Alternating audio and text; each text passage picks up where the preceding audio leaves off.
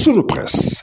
À la présentation Aïcha Toupam. Sunu Presse vous est offert par le Grand Carnaval de Dakar. Bonjour. À la dégradation des finances publiques, à l'arrêt des subventions à la Chambre du commerce de Dakar et l'arrestation probable du général Moussa Fall, entre autres sujets, sont mis en exergue par les quotidiens reçus ce matin. Vers un vote sans débat, a titré le journal Le Quotidien, parlant de l'adoption de la loi des finances 2025. Les députés n'ont que 96 heures pour adopter le budget des 25 ministères et services attachés. Le journal parle de l'idée d'une motion de confiance par le Premier ministre agité. Sacrant pour les ménages, lit-on dans le journal Walf Quotidien, parlant de la dégradation des finances publiques.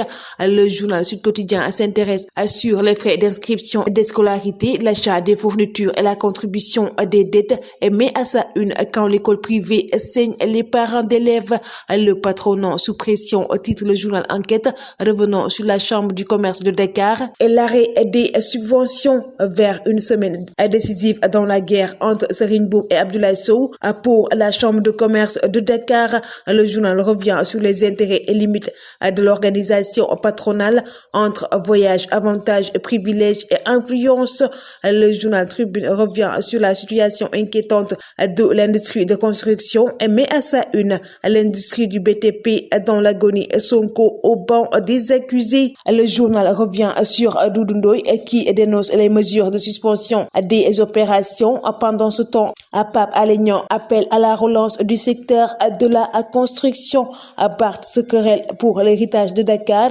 Lit-on dans Vox Pop, revenant sur l'organisation des Jeux Olympiques de la jeunesse Dakar 2026.